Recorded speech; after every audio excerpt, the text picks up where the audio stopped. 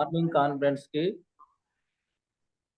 చేరువచ్చిన పరిశుద్ధులకు, సేవకులకు, పెద్దలకు అందరికీ నా ప్రేమ వందనాలండి.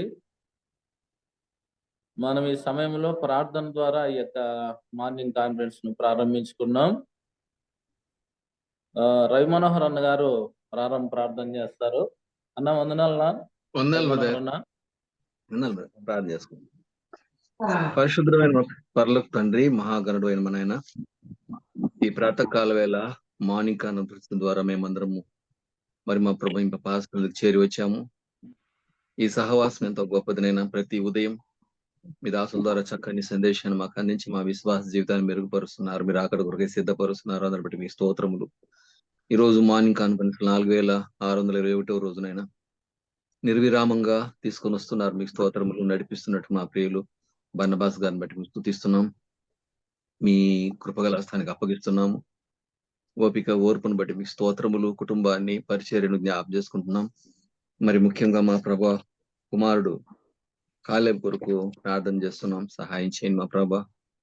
మరి అలాగని సోదరులు వేణు గారు నడిపిస్తున్నారు, అధ్యక్షత వహించి ఉన్నారు. మీ కృపగల హస్తానికి అప్పగిస్తున్నాము. మంచి ఆరోగ్యం దయచేయండి మా ప్రభువా. మరి ముఖ్యంగా మా ప్రభువా ఈరోజు వాక్యం అందించడానికి మా ప్రియులు జోసఫ్ గారిని సిద్ధపరిచారు.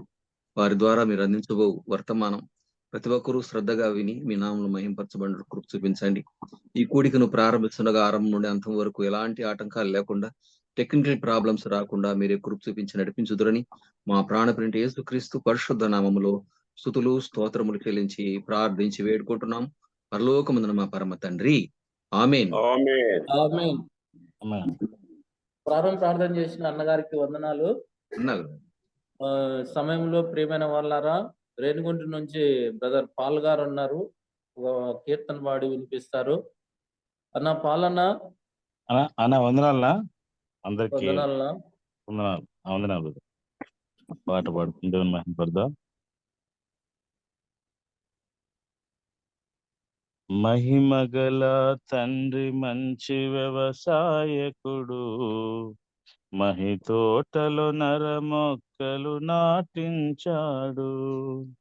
మహిమగల తండ్రి మంచి వ్యవసాయకుడు, మహితోటలో నరమొక్కలు నాటించాడు. తన పుత్రుని రక్త నీరు తడి కట్టి పెంచాడు.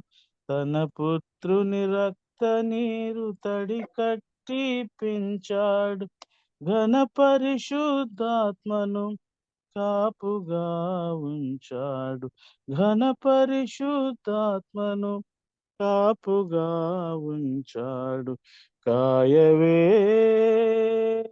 తోట, కమ్మని కాయలు పండవే చెట్ట, తీయని ఫలములు కాయవే తోట, కమ్మని కాయలు పండవే చెట్ట, తీయని ఫలములు. మహిమగల తండ్రి మంచి వ్యవసాయకుడు, మహితోటలో నరమొక్కలు నాటించాడు. నీతి పూత జాతి కాపు ఆత్మశుద్ధి ఫలములు, నీ తండ్రి నిల్వ చేయు నిత్య జీవనిధులు. నీతి పూత జాతి కాపు ఆత్మశుద్ధి ఫలములు, నీ తండ్రి నిల్వ చేయు నిత్య జీవనిధులు. అనంతమైన ఆత్మబంధు అమర సుఖశాంతులు, అనంతమైన ఆత్మబంధు అమర సుఖశాంతులు.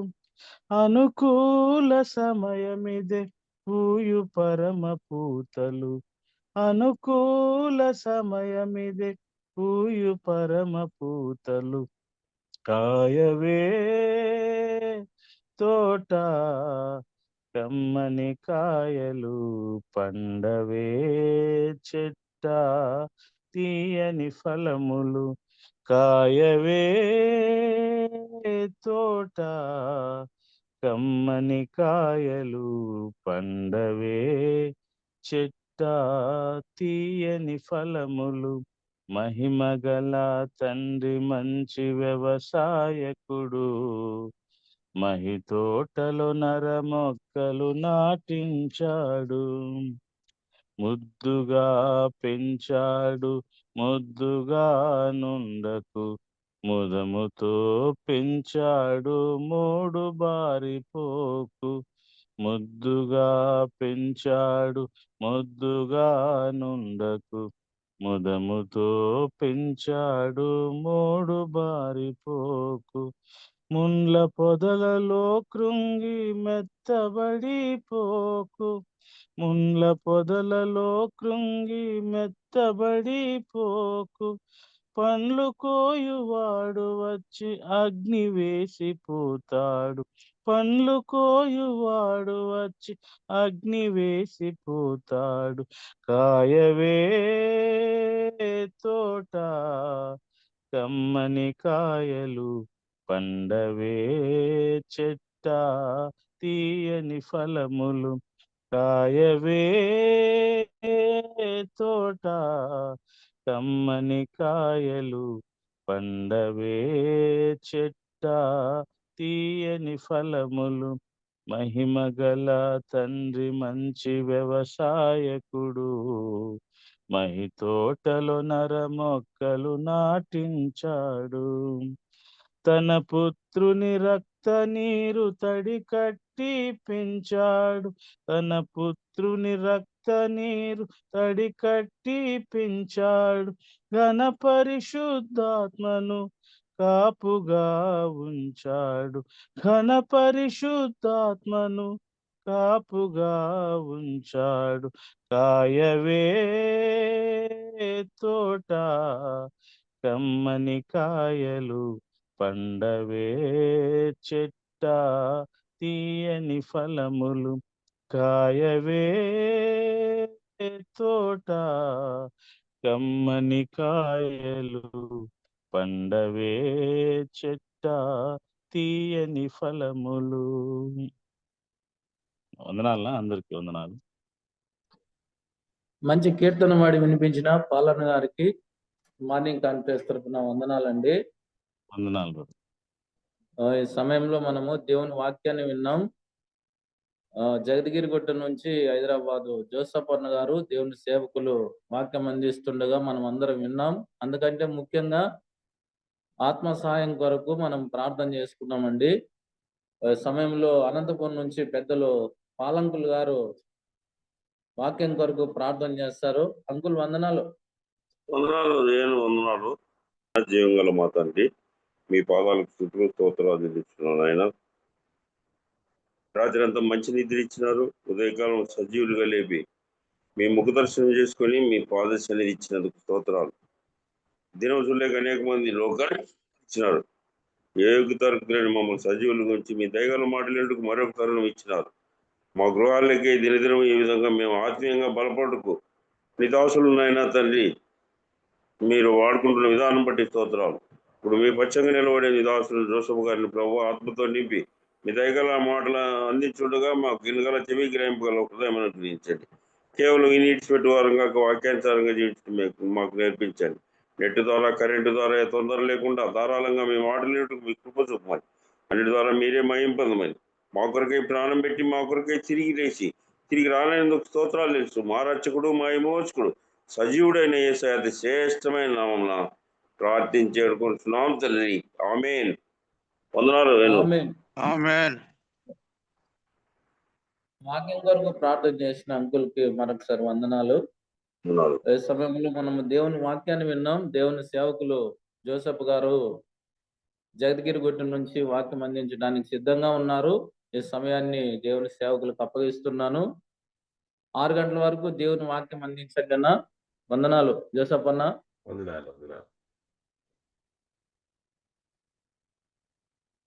ఉదయకాలంలో చేరి వచ్చిన సోదర సోదరులకు వందనాలు. నా వాయిస్ వినిపిస్తుంది కదా?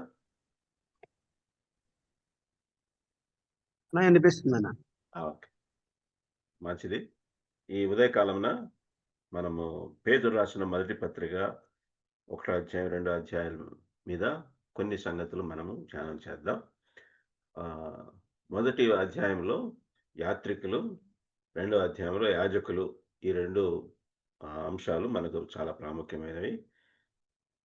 పేతురు రాసిన మొదటి పత్రిక మొదటి 4 అధ్యాయాలు పేతురు అపోస్తలుడిగా రాస్తున్నాడు. 5వ అధ్యాయము పెద్దగా రాస్తున్నాడు, సంఘ పెద్దగా రాస్తున్నాడు. అంటే అర్థమైందంటే అప్పటికి అపోస్తలత్వము, మరి అపోస్తలులు, ప్రవక్తలు పునాది వేశారు, మరి పని అయిపోయింది అని మనకు అర్థమవుతున్నది. కనుక స్థానిక సంఘ సత్యాలు అక్కడ ప్రారంభమైనాయి. ఆయన ఒక సంఘ పెద్దగా 5వ అధ్యాయం రాస్తూ ఉంటున్నాడు. ఈ చాలామంది ఇంకా అపోస్తలులు ఉన్నారు, ప్రవక్తలు ఉన్నారని వాదిస్తూ ఉంటున్నారు. కానీ మనకు స్పష్టంగా బైబిల్ చెప్తున్నది, వారు పునాది వేశారు, దాని మీద మీరు కట్టుచున్నారు అని చెప్పి ఎఫెసీయులకు రాసిన పత్రికలో రాయడం మనం చూస్తుంటున్నాం. కనుక వారి పని పూర్తయినది. దాదాపు 17 కృపావరాలలో ఈ యొక్క అపోస్తలులు, ప్రవక్తలు అనే కృపావరాలు ఆగిపోయినాయి. వారు వేసిన పునాది పని అయిపోయింది కనుక వారు ఇక లేరు. ఇక అపోస్తలులు అని పిలుచుకుంటే అది వారు తప్పుడు బోధకులు అన్న సంగతి మనము స్పష్టంగా గ్రహించవచ్చు. స్వస్థతలు అనే కృపావరం కూడా ఆగిపోయింది. భాషలు అనే కృపావరం కూడా ఆగిపోయింది. కనుక పౌలు కొరింథీయులను హెచ్చరిస్తూ, మీరు శ్రేష్టమైన వరమును మీరు ఆపేక్షించండి. స్వస్థతలు, భాషలు దేవుడు కొంతకాలమే, అది సంపూర్ణ వాక్యము వచ్చు వరకు దేవుడు కొన్ని కృపావరాలు దేవుడు వాడుకున్నాడు. ఇంకా తర్వాత లేదు. భాషలో మాట్లాడడం అంటే ఆదిమ సంఘములో యూదుల మధ్య 16 భాషలు మాట్లాడి యూదుల మధ్య దేవుడు భాషలు మాట్లాడే కృపావరాన్ని ఆ యొక్క అపోస్తలుడికి ఇచ్చింటున్నాడు. ఆ తర్వాత 10వ అధ్యాయంలో కొర్నేలి ఇంటిలో మరి అక్కడ కూడా పేతురు సువార్త చెప్పిన తర్వాత వారు కూడా పరిశుద్ధాత్మ వచ్చినప్పుడు వారు కూడా మాట్లాడడం, అది ఒక సూచనగా మనం చూస్తున్నాం. ఇంకా ఆ తర్వాత ఎక్కడ కనిపించదు. కొంతకాలము అది కొనసాగినట్టుగా మనం చూస్తుంటున్నాం. పౌలు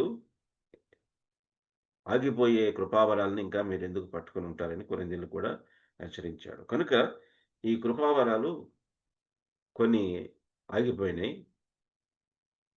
మిగతా 13 కృపావరాలు కొనసాగుతున్నట్టుగా మనం చూస్తుంటున్నాం. చాలాసార్లు మనము లేని దాన్ని కలుపుతూ ఉంటాం.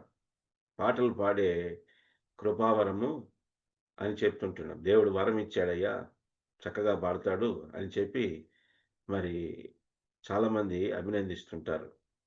అది పాటలు పాడే కృపావరం ఉన్నట్టుగా మరి బైబిల్లో లేదు. వాయిద్యాలు వాయించే కృపావరం ఉన్నట్టుగా బైబిల్లో లేదు. లేని దాన్ని మనం తీసుకొని వచ్చి కలపకూడదు. కనుక పాటలు పాడే కృపావరం ఎందుకు ఇవ్వలేదంటే అందరూ పాడాల్సిందే, అది దేవుని యొక్క ఆశ. అందరము కలిసి ప్రభువుని స్తుతించాల. ఒకళ్ళు పాడుతుంటే ఇక 100 మంది అక్కడ చేరి వచ్చిన ఆ 99 మంది మీరు మనము వింటూ ఉండేవాళ్ళంగా ఉండకూడదు. ప్రతి ఒక్కరూ దేవుని పాడాల. కనుక కొంతమంది సహోదరులు కొంచెం స్వరం కలిగిన వాళ్ళు, వారు చక్కటి స్థాయిలో మరి ఎత్తి పాడుతున్నప్పుడు వారిని 2-3 కలిసి పాడుతున్నప్పుడు వారిని అనుసరించడము సంఘం యొక్క మరి పనిగా మనం చూస్తుంటున్నాం. సరే, మెట్టుకు మన అంశం అది కాదు. కానీ ఇక్కడ పేతురు రాసిన మొదటి పత్రిక 1వ అధ్యాయం 2వ వచనంలో మనము చూస్తాము. యేసుక్రీస్తు అపోస్తలుడైన పేతురు తండ్రి అయిన దేవుని భవిష్యత్తు జ్ఞానమును బట్టి ఆత్మబలని పరిశుద్ధత పొందిన వారే విధేయులగుటకును యేసుక్రీస్తు రక్తం వలన ప్రోక్షింపబడుటకును ఏర్పరచబడిన వారికి, అనగా పొంతు, గలతీయ, కపదొకియ, ఆసియా, బితూనియా అను దేశముల యందు చెదరిన వారిలో చేరిన యాత్రికులకు శుభమని చెప్పి వ్రాయినది. మీకు కృపయు సమాధానమును విస్తరిల్లునుగాక. 3-4 వచనాలు కూడా చదువుకుందాం. మన ప్రభువుకు యేసుక్రీస్తు తండ్రి అయిన దేవుడు స్తుతింపబడునుగాక. మృతుల్లో నుండి యేసుక్రీస్తు తిరిగి లేచుట వలన జీవంతో కూడిన నిరీక్షణ మనకు కలుగునట్లు, అనగా అక్షయమైనదియు నిర్మలమైనదియు వాడబారనిదియునైన స్వాస్థ్యము మనకు కలుగునట్లు ఆయన తన విశేష కనికరము చొప్పున మనలను మరలా జన్మింపచేసెను. కనుక ఇక్కడ యాత్రికులకు శుభమని చెప్పి వ్రాయున్నది చెదరిన వారిలో చేరిన యాత్రికులకు. ఎందుకు దేవుడు చెదరగొట్టాడంటే, మనకు చాలాసార్లు మరి ఇశ్రాయేలీయులు చెరగొనిపోయిన వారుగా మనం చూస్తుంటున్నాం. కాకపోతే మరి అషూరు చెర, తర్వాత బబులోను చెర మనం చూస్తుంటున్నాం. కానీ ఇక్కడ అంటున్నాడు చెదరైన వారిలో మనము ఇక్కడ చూస్తుంటున్నాం. చెర కాదు కానీ చెదరడం అంటే ఒక స్థలం కాదు. ఇదో చాలా పొంతు గలతీయ, కపదొకియ, ఆసియా, బితూనియా అను దేశముల యందు చెదరైన వారు. సో అక్కడ ఆల్రెడీ చెదిరి కొంతమంది ఉన్నారు. ఆ ప్రాంతములలో ఇక్కడ కొంతమంది పోయి చేరినట్టుగా చూస్తున్నాం. చేరిన యాత్రికులకు దేవుడు ఎందుకు చెదరగొట్టాడు? దేవుడు ఎందుకు చెరని అనుమతించాడు? న్యాయాధిపతుల గ్రంథం వచ్చేటప్పటికి వాళ్ళు అక్కడే ఉన్నారు, కానీ వారిని అన్య రాజులకు అప్పగించిన సంగతి మనం చూస్తుంటున్నాం.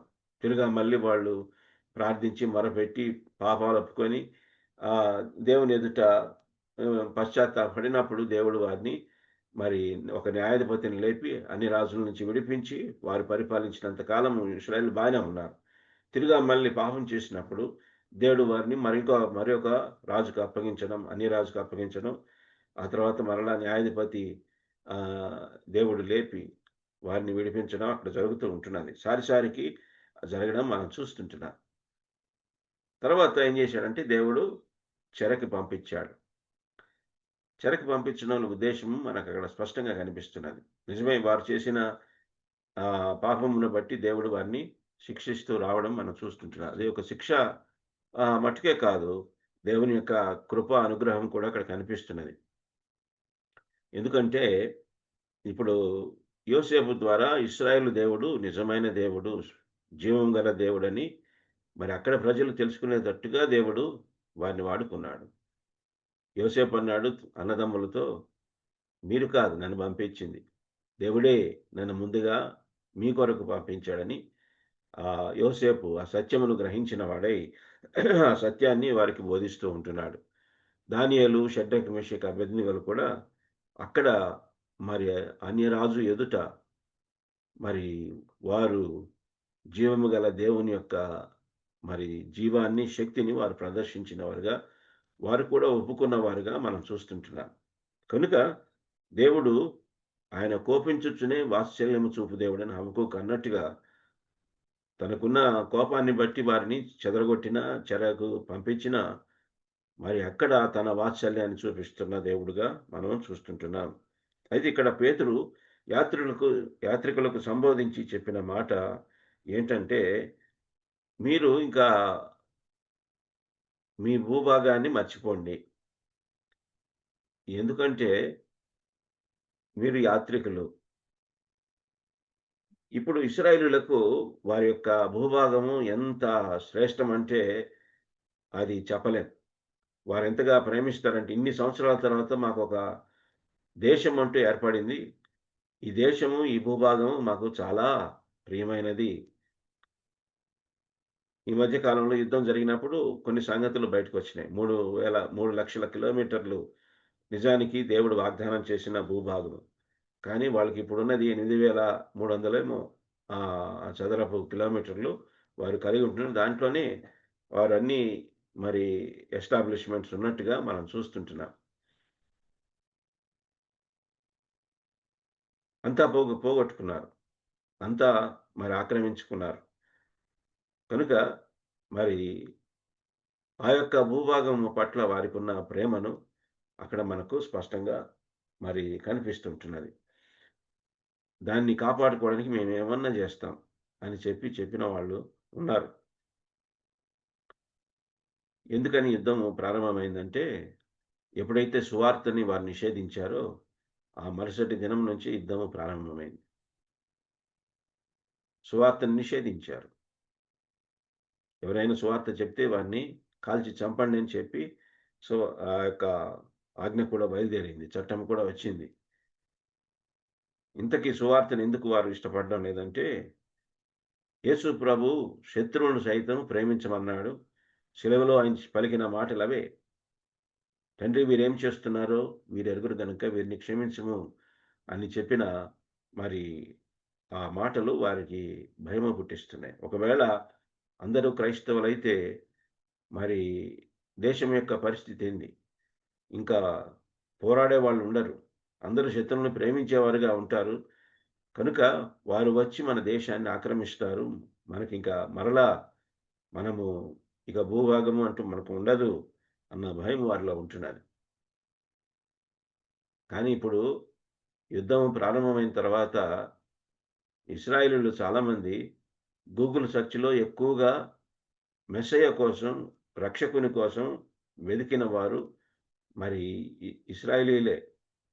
అనేక మంది సత్యం తెలుసుకొని నమ్ముకున్నారని ఒక సర్వేలో మరి కొన్ని వేల మంది నమ్ముకుంటున్నారు.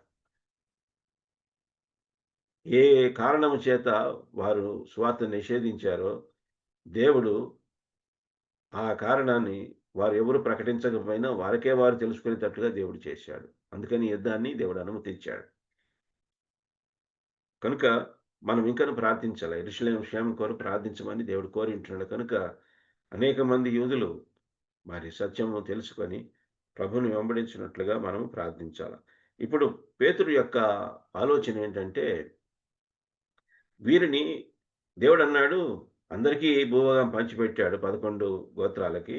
లేవి గోత్రానికి అనగా యాజకులకి దేవుడు అన్నాడు, నేనే మీ స్వాస్థ్యము, మీరు నా స్వాస్థ్యము, నేనే మీ స్వాస్థ్యము.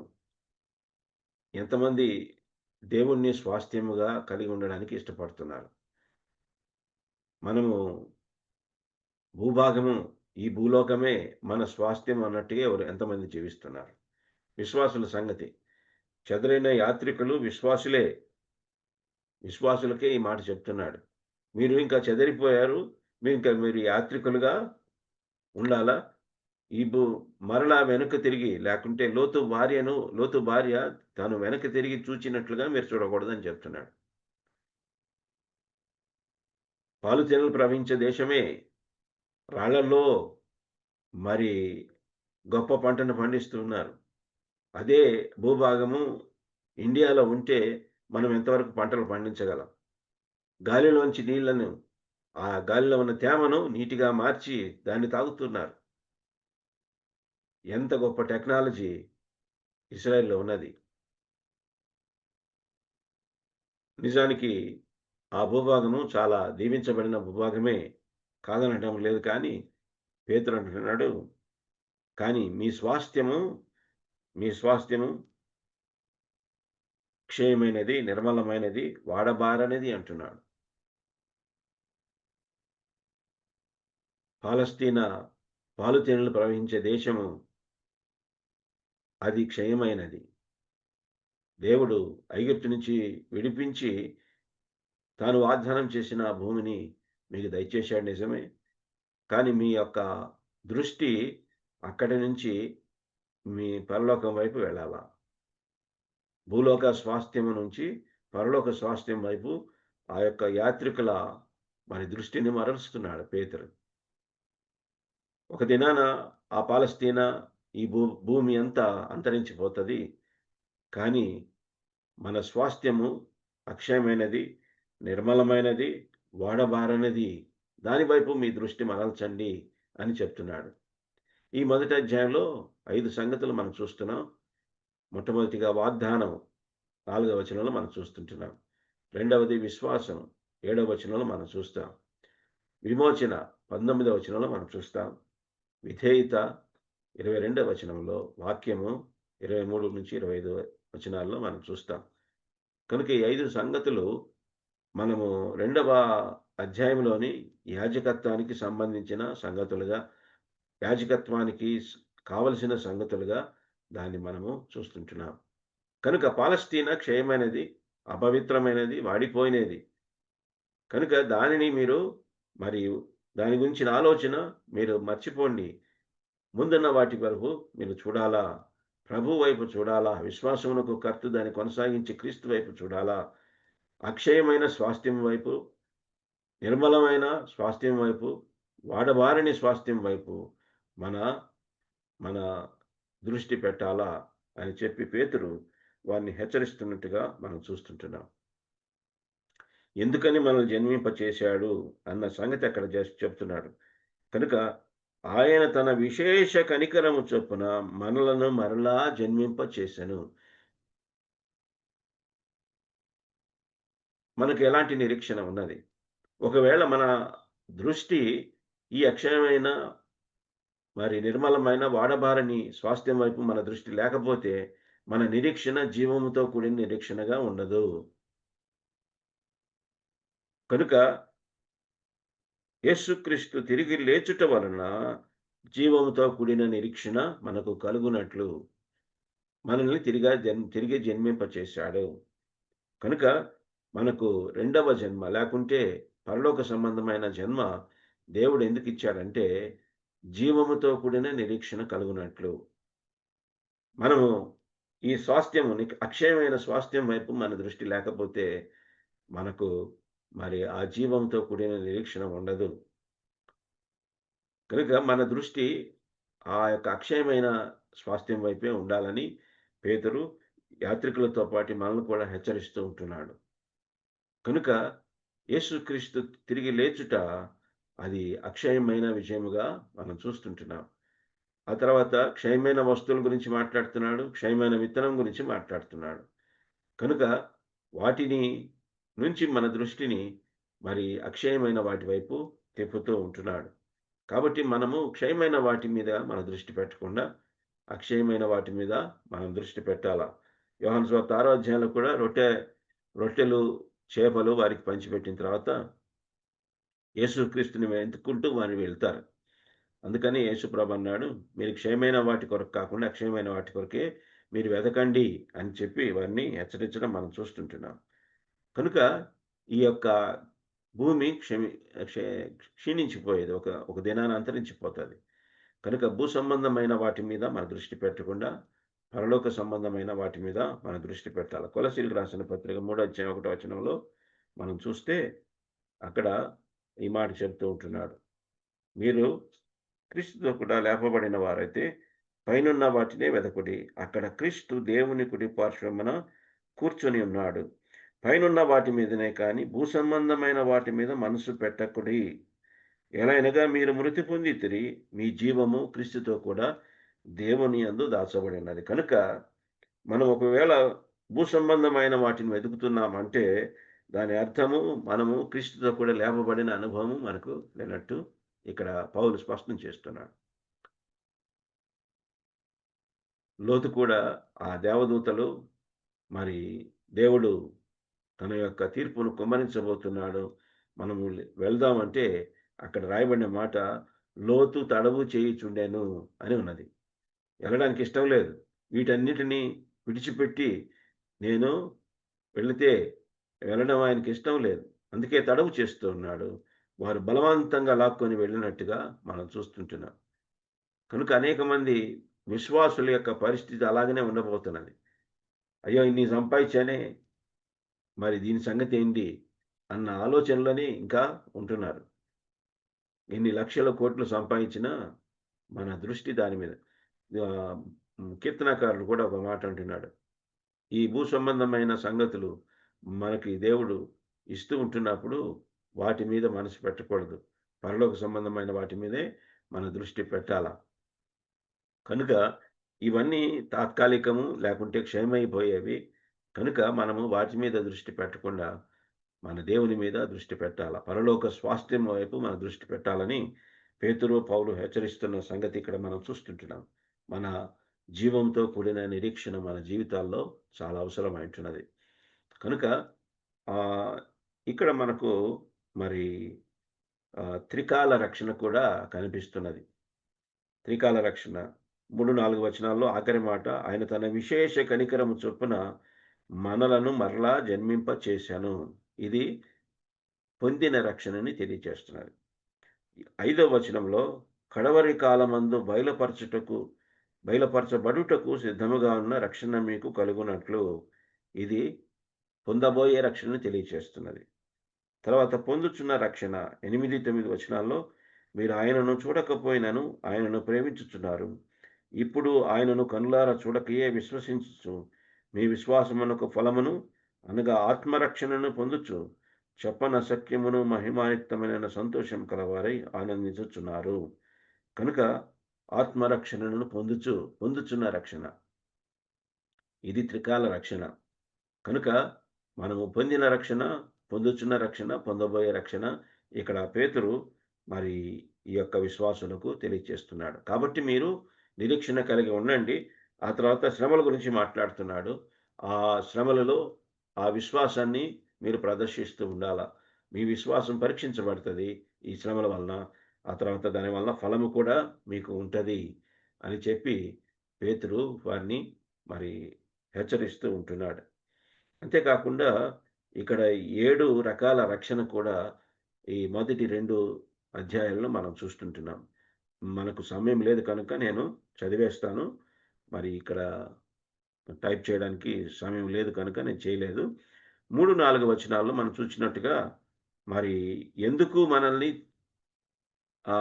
తిరుగా జన్మింపచేశాడంటే ఆ స్వాస్థ్యము మనకు కలుగునట్లుగా. రెండవసారి మరి మనం చూస్తాం 14, 16 వచనాల్లో ఎందుకు మనల్ని తిరిగా జన్మింపచేశాడంటే పూర్వము అజ్ఞాన దశలో మనం ఉన్నాము.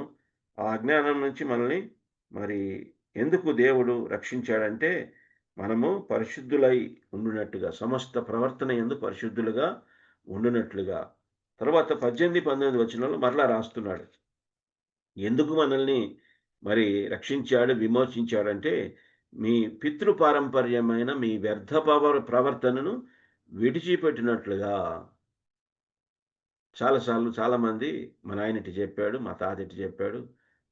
అది కొంతమంది అప్పటి దినాలలో కొంత వాక్య జ్ఞానము మరి సరిగా లేకుండా ఏదో ఒకటి వాళ్ళు మరి చెప్పి ఉండొచ్చు.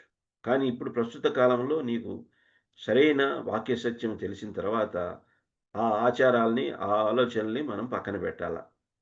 మత్తయి సువార్త 15వ అధ్యాయంలో మీ శిష్యులు ఎందుకు చేతులు కడుక్కోవడం లేదు అని ప్రశ్నించారు పరిసయ్యులు, శాస్త్రులు. మీరు మీ ఆచారాలను బట్టి, పితృపారంపర్య ఆచారాలను బట్టి మీరు ఎందుకు దేవుని ఆజ్ఞను అతిక్రమిస్తున్నారని యేసు ప్రభు తిరిగా ఎదురు ప్రశ్న వేశాడు. కనుక చాలాసార్లు మనము గుడ్డిగా పితరులు చెప్పిన దానిని మనం అనుసరించడం సరికాదు. కాబట్టి పితృపారంపర్యమైన మీ వ్యర్థ ప్రవర్తనను విడిచిపెట్టినట్లుగా మనల్ని రక్షించాడు. అమూల్యమైన రక్తం చేత మనల్ని విమోచించాడు అన్న సత్యం ఇక్కడ మనకు స్పష్టంగా కనిపిస్తున్నది. మూడవదిగా మనం చూస్తుంటున్నాం. తర్వాత 22, 23 వచనాల్లో మనం చూస్తే మీరు క్షయబీజము నుండి కాక శాశ్వతమగు జీవము గల దేవుని వాక్యం మూలముగా అక్షయ బీజము నుండి పుట్టింపబడిన వారు. కనుక క్షయబీజం అంటే అర్థం ఏంటంటే మా తల్లిదండ్రులు క్రైస్తవులు కాబట్టి మరి మేము కూడా క్రైస్తవులమే. వారు పరలోకం వెళ్తారు, మేము కూడా పరలోకం వెళ్తాము. ఇది చాలామంది ఆలోచన. నేను నామకార్థ క్రైస్తవులు చాలామంది ఉన్నారు.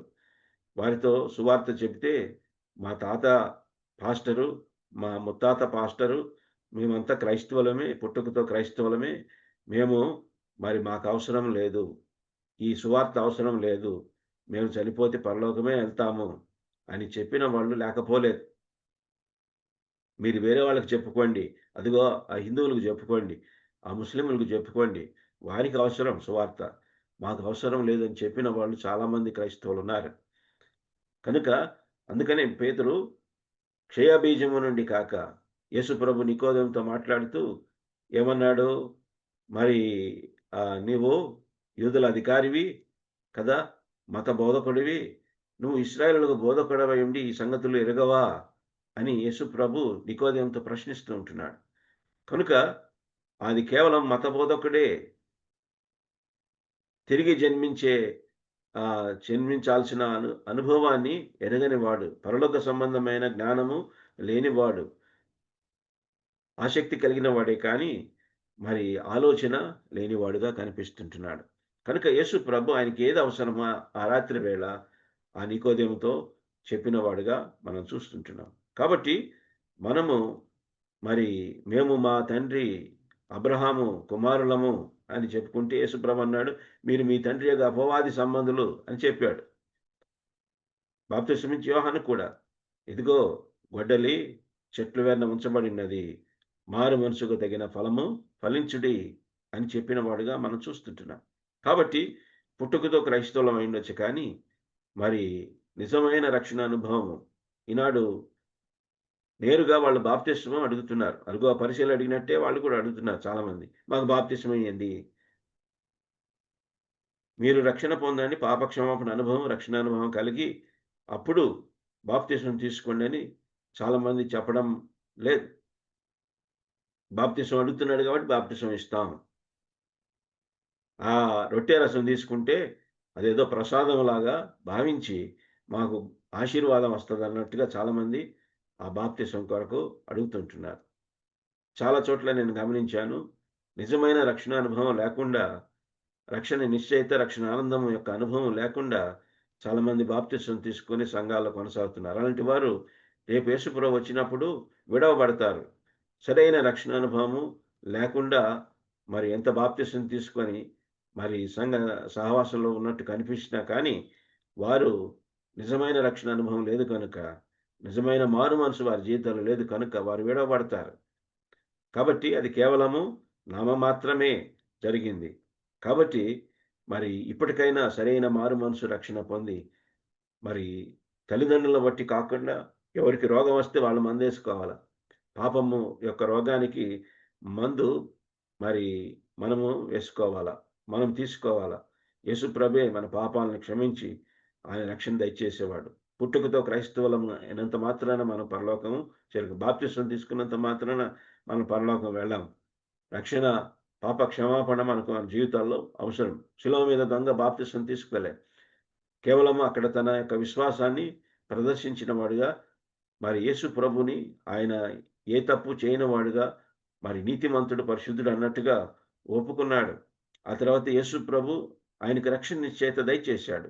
నేడు నువ్వు నాతో కూడా పరదేశంలో ఉందువు అన్న వాగ్దానం కూడా ఇచ్చిన వాడుగా మనం చూస్తుంటున్నాం. కాబట్టి ఎందుకు మనల్ని అక్షయ బీజము నుంచి పుట్టించినవాడు అంటే అర్థం ఏంటంటే, నిష్కపటమైన సహోదర ప్రేమ కలుగునట్లు, సత్యమునకు విధేయులగునట్లు, మన మనస్సులు పవిత్రంగా ఉండునట్లుగా ఆయన మనల్ని అక్షయ బీజము నుండి పుట్టించినట్టుగా మనం చూస్తుంటున్నాం.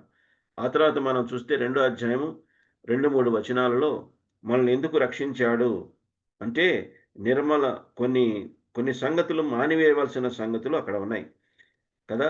మరి సమస్త దుష్టత్వమును, సమస్తమైన కపటమును, వేషధారణ, అసూయ, సమస్త దూషణ మాటలు మానివేయవలసిన అవసరత ఉన్నది. మానివేయట అన్నదానికి గ్రీకులో ఏమన్నా అర్థం ఏమన్నది, ఇంగ్లీష్లో లేయింగ్ అసైడ్ అని ఉన్నది. దాని అర్థము స్ట్రిప్ ఆఫ్ సాయిల్డ్ గార్మెంట్స్. మనము ఈ బట్టలు మురికైతే మనం వెంటనే తీసివేసి కొత్త బట్టలు వేసుకుంటాం కనుక అలాంటి అర్థమే అక్కడ వస్తున్నది. కనుక ఈ యొక్క సంగతులన్నీ మానివేయాలా, ఈ సంగతులన్నీ మనము తీసివేసి మరి నూతన వస్త్రాలు మనము ధరించుకోవాల్సిన అవసరం ఉన్నది. కనుక మరి ఇంకొక మాట అంటున్నాడు, నిర్మలమైన వాక్యమును పాలను అపేక్షించాలా. వాక్యాన్ని, ఒట్టి వాక్యాన్ని చెప్పడంలే, నిర్మలమైన వాక్యం. ఈ రోజుల్లో కలిపి చెరిపే బోధలు ఎక్కువైనాయి. దాన్ని ఏదంటే అది తీసుకొని నువ్వు ఎటు కాకుండా పోతావు. కనుక అన్నీ అందరు చెప్పి ఒకటేనండి అని చెప్పేటోళ్ళు లేకపోలేదు. కానీ మరి మనము ఈ కలిపి చేరిపేటి బోధల్ని అందరినీ నమ్మి ఎటు కాకుండా విశ్వాసంలో మరి మనము తప్పిపోకుండా ఉండినట్లుగా మనము నిర్మలమైన వాక్యమును మనము గట్టిగా పట్టుకోవాలి. ఆరోగ్యకరమైన బోధను గట్టిగా పట్టుకోవాలి. ఇంతకుముందు చెప్పానో లేదో 5 రకాల బోధలు కొత్త నిబంధనలు మనకు కనిపిస్తున్నాయి. ఆశ్చర్యకరమైన బోధ, అధికారంతో కూడిన బోధ, అపోస్తలుల బోధ, 4వది ఆరోగ్యకరమైన బోధ, 5వది మరి అప్పగింపబడిన బోధ. ఈ 5 రకాల బోధలు మన జీవితాలని ప్రభావితం చేయాల. కనుక కలిపి చేరిపడే బోధలు ఆరోగ్యకరమైనవి కావు. అది అనారోగ్యం కలుగ చేస్తుంది. కనుక మనము ఏది సత్య స్వరూపి యొక్క ఆత్మ ఏదో, భ్రమపరచు ఆత్మ ఏదో మనం తెలుసుకునే స్థితికి మనం రావాలి. ఆ వివేచన మన జీవితాల్లో చాలా అవసరం. కనుక మనము అనారోగ్యం పాలు కాకుండా ఉండేటట్టుగా మనము ఆ నిర్మలమైన వాక్యమును మనం ఆపేక్షించాలా. దానివల్ల మనం రక్షణలో ఎదుగుతాము. రక్షణలో ఎదుగు నిమిత్తమే దేవుడు ఈ యొక్క వాక్యాన్ని మనకు అనుగ్రహించాడు, మనల్ని రక్షించాడు. రక్షణలో ఎదిగిన తర్వాత మనము ఆ యొక్క సజీవమైన రాళ్లుగా, పరిశుద్ధ యాజకులుగా ఉండునట్లు సజీవమైన రాళ్ల వల్లే ఉండి ఆత్మీయ మందిరముగా కట్టబడి నిమిత్తమే ఆయన మనల్ని రక్షించాడు అన్న సంగతి ఇక్కడ మనకు స్పష్టంగా కనిపిస్తున్నది. తర్వాత మనం చూస్తే 2వ అధ్యాయం 9వ వచనం. అయితే మీరు చీకట్లో నుండి ఆశ్చర్యకరమైన తన వెలుగులోనికి మిమ్ముని పిలిచిన వాని గుణాతిశయములను ప్రచురము చేయ నిమిత్తము. చీకట్లో నుంచి తన వెలుగులోనికి ఎందుకు మనల్ని పిలిచాడంటే ఆయన గుణాతిశయమును ప్రచురము చేయ నిమిత్తము. ఒకప్పుడు చీకట్లో ఉన్నాము, ఆ చీకటి నుంచి మనల్ని వెలుగులోనికి, తన వెలుగులోనికి మనల్ని పిలిచాడు. ఆ వెలుగులో నిలిచి ఆయన పిలిచిన వాని యొక్క గుణాతిశయాల్ని మనం తెలుసుకోవాలి. తెలుసుకొని ఎవరికి ప్రచురపరచాలా? ఆ చీకట్లో ఉన్న వారికి. ఏ చీకట్లో అయితే మనము మునుపు ఉన్నామో ఆ చీకటిలో ఉన్న వారిని కూడా ఆయన వెలుగులోనికి మనము నడిపించేటట్టుగా మనము ఆయన గుణాతిశయాలను ప్రచురపరచాల. అందుకే దేవుడు మనల్ని పిలిచాడు. అందుకే మనల్ని చీకట్లో నుంచి వెలుగులోకి తీసుకొని వచ్చాడు. కనుక వెలుగులో నిలిచి ఆయన యొక్క గుణాతిశయాలను, అతిశయింపదగిన గుణాలను మనము తెలుసుకోవాలి. ముందు తెలుసుకోవాలి.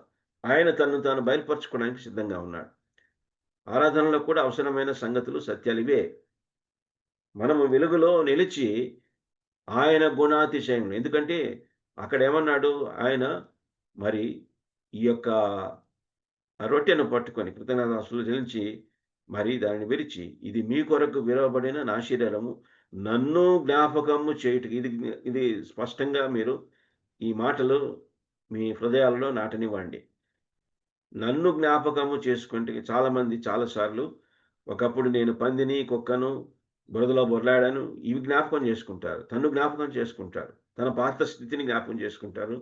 ఆ తర్వాత వెంటనే నన్ను రక్షించావు, నన్ను నివిడగా చేసుకున్నావు, నన్ను అట్లా చేసావు, ఇట్లా చేసావు అని చెప్పి స్తుతులు చెల్లిస్తారు. అది సరైంది కాదు. ఎప్పుడైతే ఈ వారం రోజుల్లో మన దృష్టి ప్రభువు మీద లేదో అప్పుడు ఆ దృష్టి మన మీదకి వెళ్తుంది. మన రక్షకుని గురించి మనం జ్ఞాపకం చేసుకోవాలా. మన రక్షణ మన ఆలోచనలో ఉండాలా. పాత స్థితి, ప్రస్తుత స్థితి రెండూ మన ఆలోచనలో ఉండాలా, కాదనట్లేదు. కానీ అక్కడ మనము ఎందుకు చేరి వచ్చామంటే ఆ రొట్టె, ఆ రసము, ప్రభురాత్రి భోజనాన్ని మనం తీసుకొనక ముందు మన స్తుతి కానీ, మన స్తోత్రము, మన స్తుతి, ఈ రెండు ప్రభువు కొరకే. ఆయన ఏమైనాడో దానిని బట్టి, ఆయన గుణాలని మనము తెలుసుకున్న వారమై దాన్ని అందరి ఎదుట ప్రచురపరచాలా. ఆయన మన కొరకు చేసిన ఆ యొక్క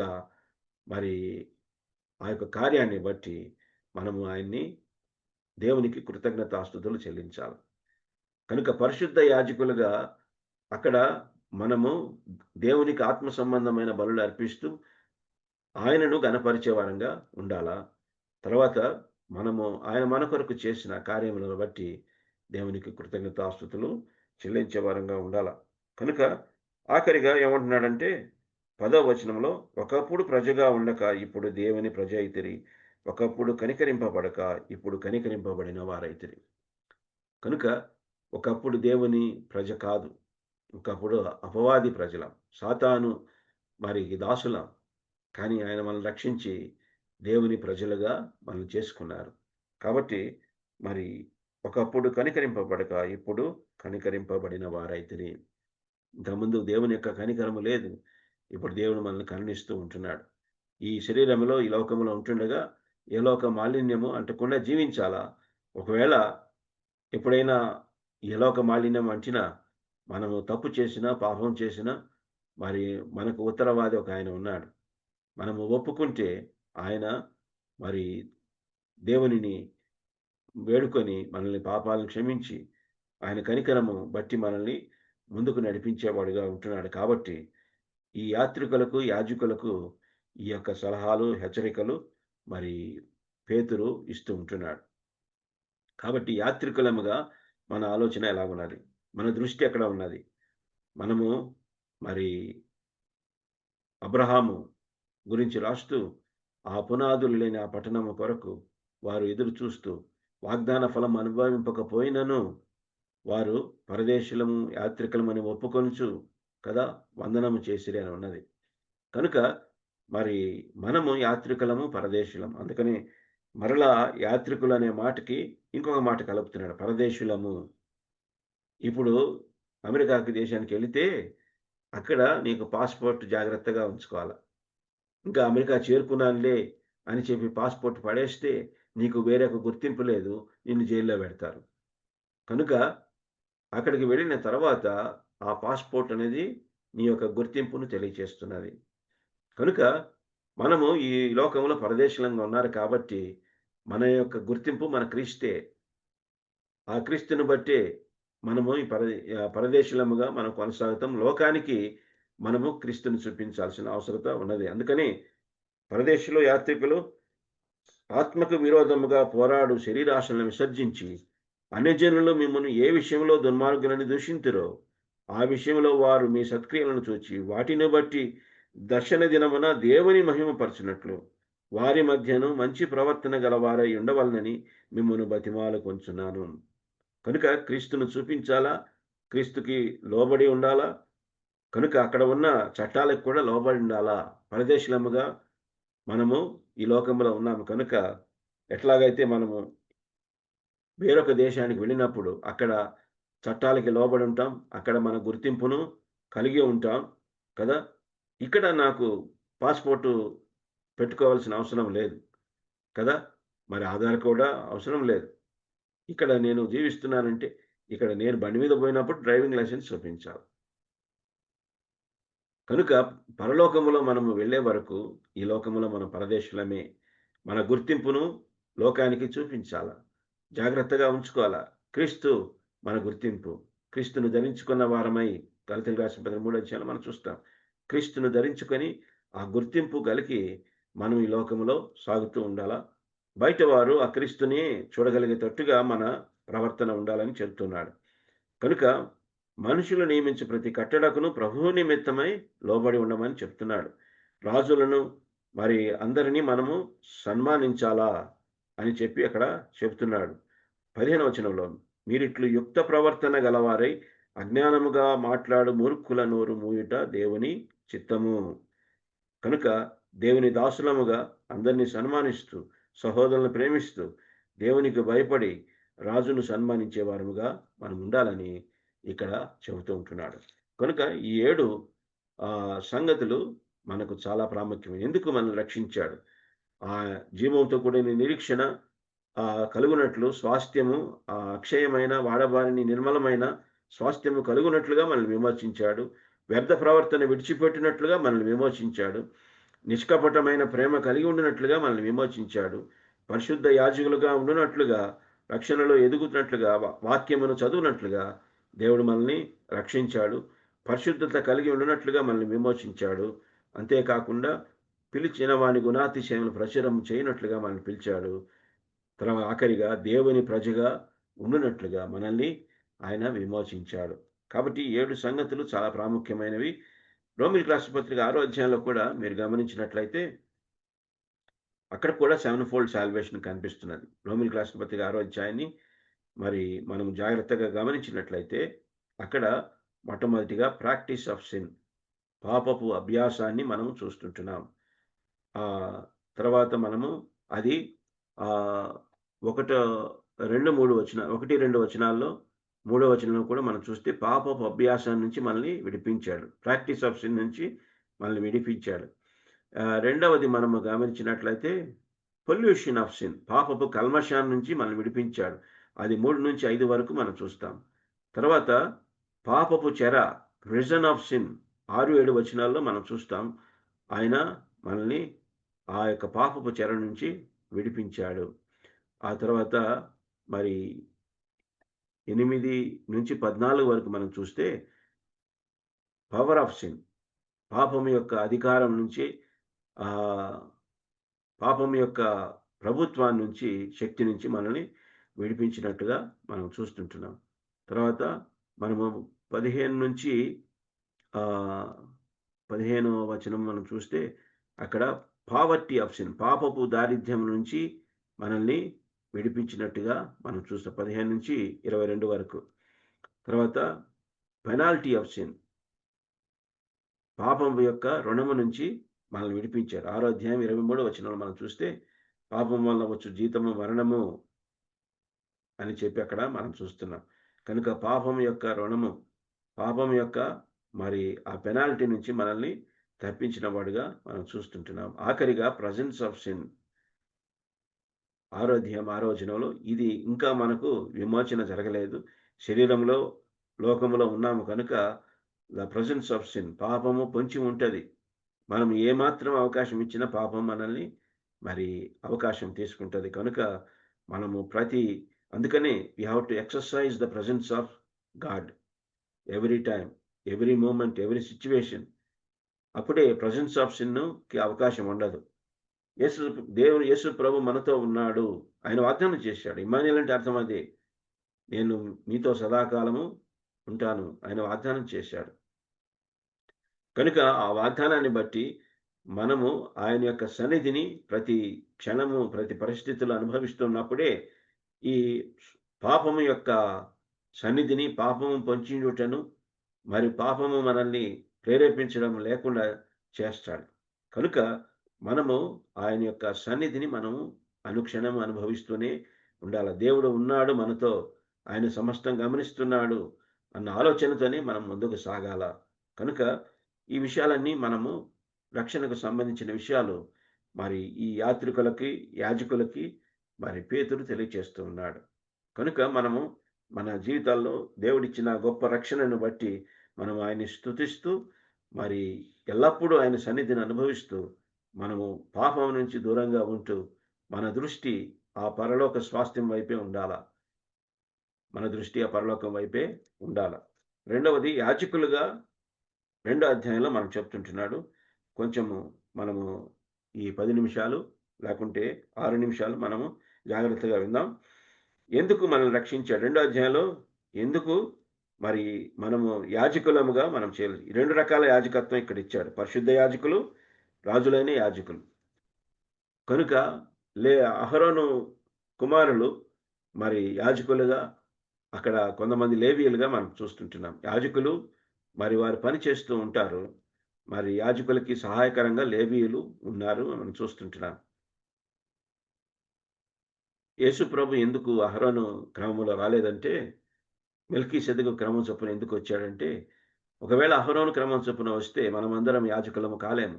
కొత్త నిబంధన విశ్వాసులు ప్రతి ఒక్కరు యాజకుడే. కేవలము సంఘ పెద్దలు, సువార్థికులు వారే మరి పని చేయాలా, మాకేమీ పని లేదన్నట్టు ఉండకూడదు. అందుకని మనము మన సంఘాలలో మరి ప్రతి ఒక్కరూ, రక్షణ పొందిన ప్రతి ఒక్క సహోదరుడు లేచి బహిరంగంగా ప్రభుని స్తుతిస్తాడు. పరిశుద్ధ యాజకులంగా చేయవలసిన పని అదే.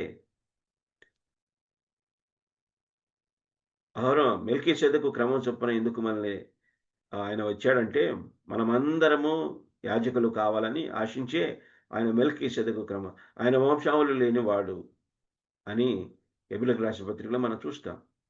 కనుక మనమందరము ఏ వంశానికి సంబంధించిన, ఏ కులానికి మరి ఎలాంటి వారం అనేది చూడకుండా ప్రతి ఒక్కరిని రక్షించి తన బిడ్డలుగా చేసుకొని తన యాజకులుగా ఆయన తన మందిరంలో మనల్ని నియమించిన వాడుగా మనం చూస్తుంటున్నాం. అదే సత్యాన్ని ఇక్కడ బోధిస్తున్నాడు. అయితే మనము పరిశుద్ధ యాజకులంగా ఏం చేయాలా, రాజులైన యాజకులంగా మనం ఏమి చేయాలన్నది ఇక్కడ స్పష్టం చేస్తున్నాడు. మనము మొట్టమొదటిగా ఆ నిర్మలమైన వాక్యమును, పాలను అపేక్షించాలా. దాన్ని బట్టి మనం రక్షణలో ఎదుగుతుంటున్నాం. ఎదుగుతున్న సమయంలో 2వ అధ్యాయం 4వ వచనంలో ఏమంటున్నాడు? మనుషుల చేత విసర్జింపబడిన క్రీస్తును మనము ప్రతి దినము జ్ఞాపకం చేసుకోవాలి. రక్షణలో ఎదగడానికి వాక్యం ఎంత అవసరమో మన కొరకు ఆయన విసర్జింపబడిన వాడు, తృణీకరింపబడిన వాడు, వ్యసనాక్రాంతుడు, వ్యాధిని అనుభవించిన క్రీస్తుని మనం జ్ఞాపకం చేసుకోవాలి. ప్రతిదినము వ్యక్తిగత వాక్యము చదివినప్పుడు క్రీస్తు మనకు కనిపిస్తాడు. మొట్టమొదటిగా క్రీస్తుని వెతకాల. ఆ క్రీస్తు ఎలాంటి వాడు అనేది మనం అందుకనే నశించిన వారికి ఈ సువార్త ఎలాగున్నదంటే, నశించిపోయే వారికి సువార్త అది ఏమాత్రం ప్రయోజనకరంగా లేదు. రక్షింపబడుచున్న మనకు దేవుని శక్తి అంటున్నాడు కదా. అది వెరితనంగా ఉన్నది. నశించిపోయే వారికి సువార్త వెరితనంగా ఉన్నది, కానీ రక్షింపబడుచున్న మనకు దేవుని శక్తి అంటున్నాడు. కనుక ప్రతి దినము క్రీస్తు ఆయన పడిన శ్రమలను మనం జ్ఞాపకం చేసుకుంటే మనం రక్షణలో ఎదిగే వారంగా ఉంటాము. అంతేకాదు, దేవుని దృష్టికి ఏర్పరచబడినదియు అమూల్యమును సజీవమైన రాయగు ప్రభువునొద్దకు వచ్చిన వారై ప్రతి దినము ఆయన దగ్గర రావాలా కదా. దేవుడు ఆయనను ఏర్పరచుకున్నాడు, అమూల్యమైన రాయిగా ఉంటున్నాడు. సజీవమైన రాయి అయిన క్రీస్తు దగ్గరికి మనం రావాలా. ప్రతిదినము అలాగ వస్తూ ఉన్నప్పుడు మనము రక్షణలో ఎదుగుతూ ఉంటాము, ఆయనకి మరింత దగ్గరగా వస్తాము. అంతేకాదు, ఆఖరిగా మనం ఏమవుతామంటే మనము కూడా సజీవమైన రాళ్ల వలె ఉంటాము. అదే అక్కడ చెప్తున్నాడు. మనం ఆత్మీయ మందిరముగా ఇప్పుడు సొలొమోను మందిరము నుంచి వారి దృష్టిని ఆత్మీయ మందిరం వైపు తిరుపుతున్నాడు.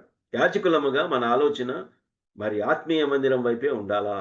మనము సజీవమైన రాళ్లము అన్న సంగతిని మనం జ్ఞాపకం చేసుకోవాలా. ఆత్మీయ మందిరముగా కట్టబడాలంటే మనము ఈ రక్షణలో ఎదుగుతూ మనుషుల చేత విసర్జింపబడిన క్రీస్తు వైపు మన దృష్టి పెట్టి ఆ సజీవమైన రాయి క్రీస్తునొద్దకు మనం రావాల్సిన అవసరం ఉన్నది.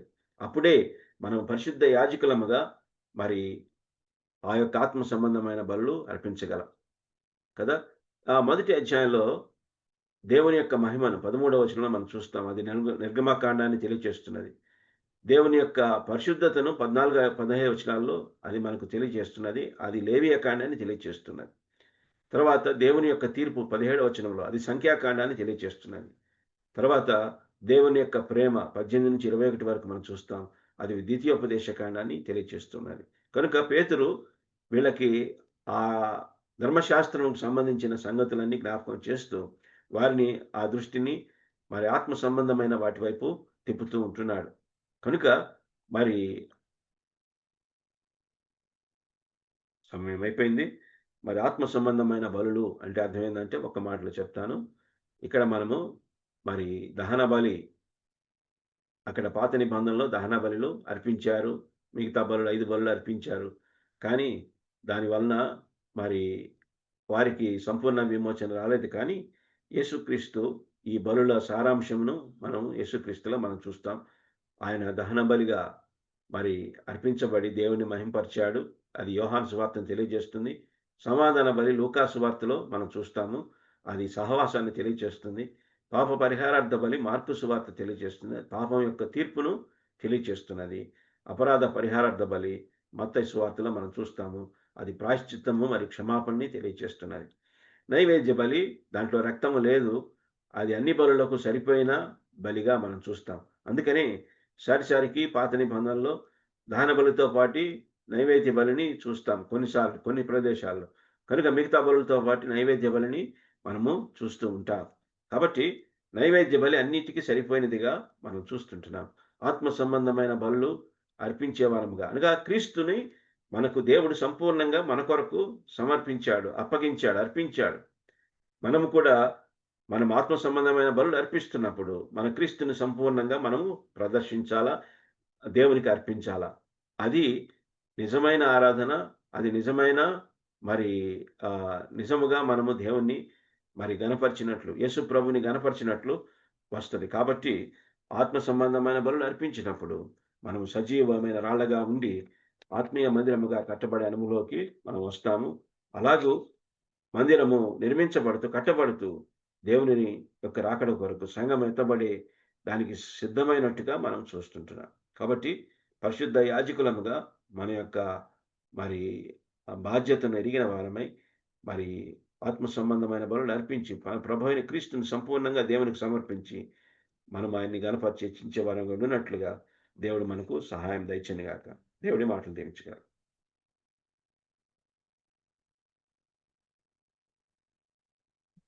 దేవుని మహిమ కలుగును గాక. ప్రియమైన వాళ్ళారా, ఇంతవరకు దేవుని సేవకులు జోసెఫ్ గారు పేతురు రాసిన మొదటి పత్రికలో నుంచి అనేకమైన ఆత్మీయ సత్యాలను మనకు వివరించారు. అందును బట్టి దేవునికి మహిమ కలుగును గాక. ఈ సమయంలో ముగింపు ప్రార్థన చేసుకున్నామండి. వాక్యం మన హృదయాల్లో ఫలించినట్లుగా. పెద్దలు ముంబై నుంచి దేవదానం అంకుల్ గారు ప్రార్థన చేస్తారు. అంకుల్ వందనాలు. వందనాలు.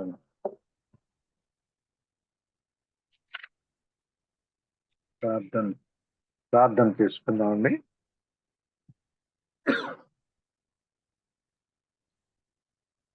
కృపామయుడు అని మా తండ్రి, పరిశుద్ధుడు అయిన మా దేవ, మహోన్నతుడా, మీ పవిత్రమైన ఘనమైన నామమునకు వందనాలు, స్తుతులు, స్తోత్రాలు చెల్లిస్తున్నాను ఆయన. ఈ దినమున సుజనుగా మాకిచ్చి ఉదయకాలంని ప్రభా పేతురు పత్రిక నుండి మాకు ఇచ్చిన సందేశాలను బట్టి మిమ్మల్ని స్తుతిస్తూ గనపరుస్తున్నాం. యాత్రికులు చేయవలసినవి ప్రభా తండ్రి అనేక సంగతులు తెలియజేసింటుండగా అందుని బట్టి మిమ్మల్ని స్తుతిస్తూ గనపరుస్తున్నాం. ఈ యొక్క దేవుని పిల్లలైన మేము ప్రభా ఎలాగూ విశ్వాసములు జీవించాలో, స్వాస్థ్యమైనది, అక్షయమైనది, నిర్మలమైనది, ఆడబారినది అయిన మరి రక్షణ విషయంలో మేము చక్కగా ఎదుగునట్లు మమ్మల్ని బలపరిచి మేము పొందమని ప్రార్థన చేస్తున్నాం. ప్రభువా, వాగ్దానము, అలాగే విశ్వాసము, విమోచన, విధేయత మరి ఎలాగో మాకు తెలియజేసిన విధానాన్ని బట్టి కూడా వందనాలు నాయన. ఈ అంత్య దినాల్లో తప్పుడు బోధలు కూడా వస్తుంటుండగా అటువంటి పరిస్థితుల్లో సత్యమైన రీతిలో మేము జీవించుటకు ప్రభా తండ్రి మేము పరిశుద్ధత, ప్రేమ కలిగిన వారమై శాశ్వతం గల జీవముగా స్వాస్థ్యములో మేము ప్రభా ఎల్లప్పుడూ మీ వాక్యమందు నిలిచి ఉన్నట్లు మమ్మల్ని బలపరచండి. మా పొందమని కూడా ప్రార్థన చేస్తున్నాం. మేము అజ్ఞాన దశలో ఉంటే మీరు మమ్మను మా మనోనేత్రములు తెరిచి రక్షణను, స్వాస్థ్యము మాకు అనుగ్రహించారు. ఒకప్పుడు పితృపారంపర్యాచారమైన వ్యర్థ ప్రవర్తనలో ఉంటే వాడిని విడిచిపెట్టినట్లుగా మీరు చేసిన విధానాన్ని బట్టి కూడా వందనాలు. క్షయబీజం నుండి కాక శాశ్వతముగా జీవం గల దేవుని వాక్యం మూలముగా అక్షయ బీజం నుండి పుట్టింపడిన వారుగా ఉన్నట్లు మమ్మల్ని బలపరిచిన విధానాన్ని బట్టి వందనాలు ఆయన. అంతేకాకుండా పరిశుద్ధులముగాను, పరిశుద్ధ జనముగాను, యాజకులుగాను, రాజులైన యాజక సమూహముగాను మమ్మల్ని ఏర్పాటు చేసి మీ కృపలో మమ్మల్ని వర్ధిల్ల చేసిన విధానాన్ని బట్టి వందనాలు ప్రభు. ఈ రీతిగా యాత్రికమైన మేము ప్రభు అయిన యేసుక్రీస్తును గుర్తింపుగా కలిగి మా జీవితంలో ప్రభు ముందుకు సాగడానికి మమ్మల్ని బలపరచండి. క్రీస్తును ధరించుకున్న వారమై పైన వాటిని వెతుకుతూ ముందుకు సాగటానికి మమ్మల్ని బలపరచమని కూడా ప్రార్థన చేస్తున్నాం. ప్రభు, మనుషుల చేత విసర్జింపబడినను మా కొరకు ప్రభు మీరు విసర్జించబడినారు కాబట్టి మిమ్మల్ని ఎల్లప్పుడూ జ్ఞాపకం చేసుకుంటూ, మీరు పడిన శ్రమలను దినదినము జ్ఞాపకం చేసుకుంటూ, సజీవమైన రాయిన మీ దగ్గరకు ప్రతిదినము మేము చేరగలిగినట్లు, సజీవమైన రాళ్ళ వల్ల మేము జీవించినట్లు, మీకు ఆత్మీయ మందిరముగా మేము ఉన్నట్లు మమ్మల్ని మీ కృపలో ఎదిగింప చేయమని మీరు చేసిన మేళ్ళన్నీ కూడా జ్ఞాపం చేసుకుంటూ స్తుతిస్తున్నాం. మీ దాసుని చక్కగా వాడుకొని అనేకమైన సత్యాలు వివరించిన విధానాన్ని బట్టి కూడా వందనాలు నాయన. మీ దాసుని ఇంకను బలపరచండి. రాబోయే దినాల్లో అనేక సంగతులతో ముందుకు రావడానికి సాధించండి. వారిని వారి కుటుంబాన్ని దీవించండి. నిర్విరాముగా జరిగించున్న ఈ కూడికలను జరిగించున్న మరి దైవజనులైన బర్నబాస్ గారిని వారి వారి కుటుంబాన్ని దీవించండి. అలాగే నడిపించిన వేణు గారిని బట్టి కూడా మేము స్తుతిస్తున్నాం. పాటలు పాడిన వారిని, ప్రార్థించిన వారిని ప్రభా మీ కృపాస్థలకు అప్పగిస్తున్నాం. అంతేకాకుండా చేరిన ప్రతి బిడ్డను మీ చేతులకు అప్పగిస్తున్నాం. సహాయం దయచేయమని. మరి అంతేకాకుండా ఎవరైతే బలహీనులుగా అనారోగ్యముగా ఉన్నారో వారిని కనికరించి కాపాడిన ఆయన. ఎవరైతే బాధల్లో సమస్యలు ఉన్నారో వారి సమస్యలు తీర్చండి. సహోదరులు ఏసేపు గారిని, దిద్దే ఏసేపు గారిని జ్ఞాపం చేసుకుని వారి సతీమణి చంద్రలీల గారిని మీ చేతులకు అప్పగిస్తున్నాం. దీవించండి, కనికరించండి. మీరు ఇచ్చిన కొంత ఉపశమనమును బట్టి కూడా మిమ్మల్ని స్తుతిస్తున్నాం. ఇంకా సంపూర్ణమైన ఆరోగ్యం ఇచ్చి మహిమ ఘనత ప్రభావం కలిగించుకునమని, ఈ దినదేవులతో నింపమని మా ప్రభువును మా రక్షకునైన యేసుక్రీస్తు పరిశుద్ధ నామమున స్తుతి స్తోత్రాలు అర్పిస్తూ వేడుకొని ప్రార్థన చేస్తున్నాము తండ్రి. ఆమేన్. ఆమేన్.